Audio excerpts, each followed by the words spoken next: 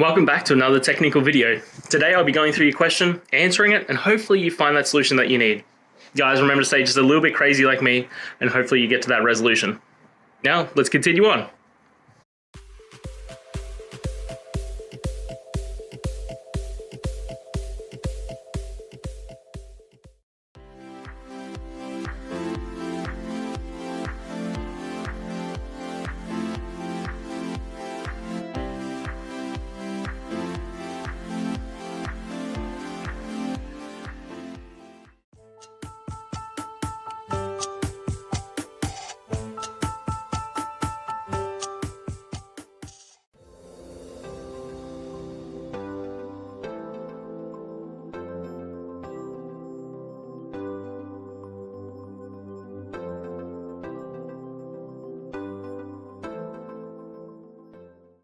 And that's it, guys. We've gone through, answered your question, and hopefully you found that solution you're looking for.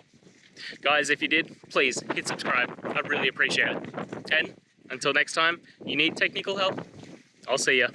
Have a good one.